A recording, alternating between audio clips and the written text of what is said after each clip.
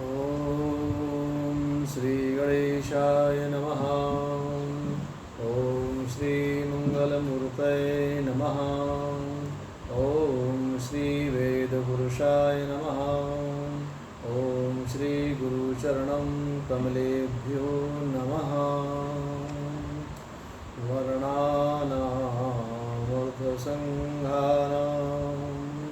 रसानां छन्दसामपि मङ्गलानां च कर्तारौ वन्दे वाणीविनायकौ।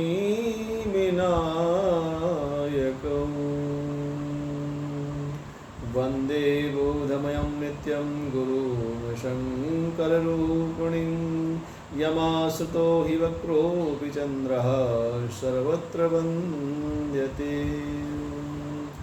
आपदामपहर्तारं दातारं सर्वसम्पदां लोकाभिरामं श्रीरामं भूयो भूयो नमाम्यहम्।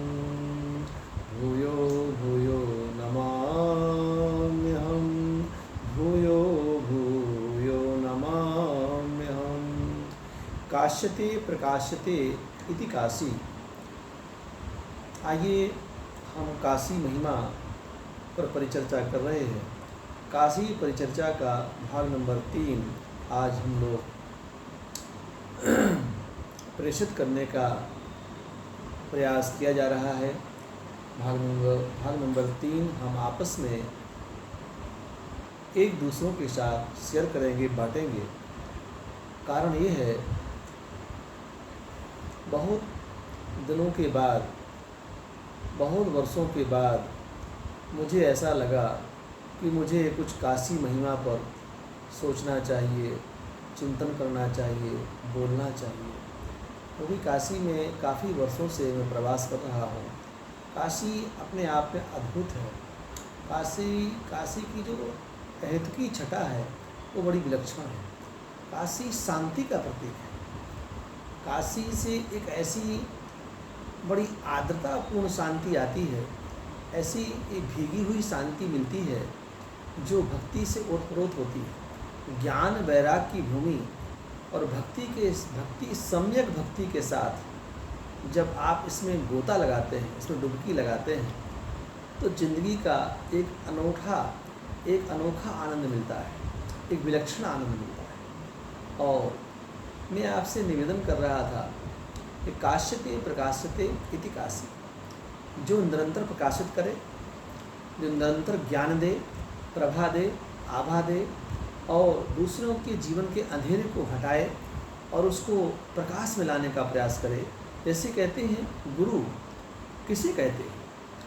कहते हैं गुरु में 2 ही अक्षर हैं, एक गु एक रू। गु माने होता है अंधकार, रू रकार माने होता है प्रकाश।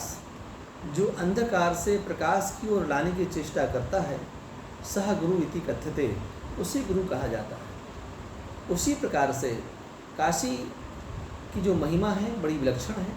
काशी में कहते हैं कि यहाँ पर काश्याम मरणान मुक्ति, काशी में मरने से लोगों को मुक्ति मिल जाती है। तो ये सोचने का विषय है। काशी में तो बहुत जीव जंतु रहते हैं, बहुत लोग रहते हैं, तरह तरह के लोग रहते हैं, अच्छे बुरे सभी तरह के लोग रहते हैं। और वो जब मर जाते हैं, वो मरते हैं तो क्या उन्हें भी सबको मुक्ति मिल जाती है और भगवान शिव के धाम को चले जाते हैं। तो इसमें एक विसंगति है, इसमें एक ऐसी बात है। कहा जाता है काश्याम ऋते ज्ञान मुक्ति। ये विरोधाभास भी लगता है, लेकिन विरोधाभास नहीं है। कहते हैं कि काश्याम मरणान मुक्ति, काशी में मरने से मुक्ति मिलती है, ऋते ज्ञान मुक्ति। लेकिन एक चीज़ ये है कि बिना ज्ञान की मुक्ति नहीं मिलती है। अब ज्ञान एक सज्ञान, एक विज्ञान है, और अंधकार में रहने वाला व्यक्ति को मुक्ति कैसे संभव है? जो अंधकार में रह रहा है, तम में रह रहा है, अज्ञान में रह रहा है, अविवेक में रह रहा है और एक प्रकार की अविद्या के साथ रह रहा है, उससे कैसे काशी का वास संभव है और कैसे उसके लिए नाम से मुक्ति संभव है? इसलिए ऋते ज्ञान न मुक्ति, बिना ज्ञान की मुक्ति संभव नहीं है। काश्या मरणान मुक्ति सही है और ऋते ज्ञान न मुक्ति ये भी सही है, दोनों बातें सही है। तो सच्चाई ये है कि काशी एक अपने आप में एक कश्ती की तरह है, एक कश्ती नौका की तरह है। नौका, जो नौका 3 चीज़ों से बनी हुई है, सत रजतम, सतोगुणी रजोगुणी तमोगुणी, 3 तरह की त्रिधा भक्ति होती है। जो सतोगुणी रजोगुणी तमोगुणी तीनों चीज़ों को अपने आप में सुसज्जित कर लेता है, वो काशी में वास करता है। वो काशी की प्रभा को, आभा को समझता है। यानी जिसके अंदर सतोगुणीपन हो, रजोगुणीपन हो और सतोगुणी, रजोगुणी और तमोगुणी, तीनों चीज़ें जिसके अंदर में महसूस हो रही हो, जो इन तीनों चीज़ों को महसूस कर रहा हो, तीनों का आचरण कर रहा हो। कहते हैं कथा जब श्रवणों से सुनी जाती है और जब वह कथा हमारी क्रियाओं में, प्रक्रियाओं में, हमारी हर क्रिया प्रक्रिया के अंदर जब बहने लगती है, चलने लगती है, तो सही मायने में माना जाता है कि हम कथा सुनते हैं, हम कथा के बहुत अच्छे श्रोता हैं। कहते हैं कि हनुमान जी महाराज बहुत आदर्श कोटि के वक्ता हैं और उससे भी बड़े उत्तमोत्तर कोटि के, सर्वोच्च कोटि के वो श्रोता भी हैं। राम कथा सुनवे को रसिया, तब राम लखन सीता मन बसिया। तो हमें ये शिक्षा यहाँ से लेनी चाहिए कि काशी की जो आवास की, जो काशी में रहने की विधा है, जो तरीका है, वो ये है कि जो व्यक्ति सत्य और सतोगुणी, रजोगुणी, तमोगुणी तीनों भक्ति को जीत लेता है, वो काशी में वास करता है। तो जब वो काशी में व्यक्ति मरता है, उसकी मुक्ति होती है।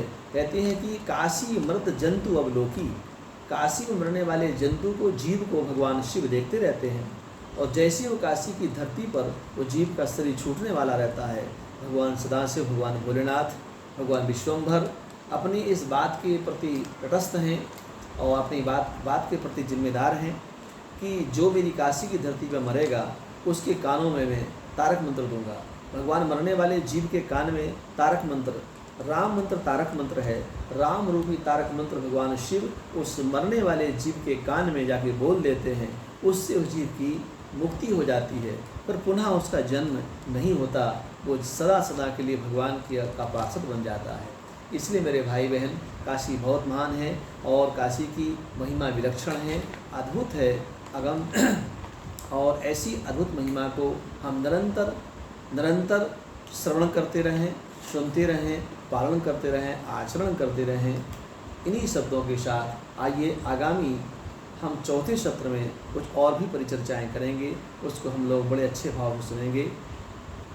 बोलिए काशी विश्वनाथ भगवान की जय। आनंद कानने अस्मिन् जंगमस्तुलसी तरु, कविता मंजरी भाति राम भ्रमर भूषितः।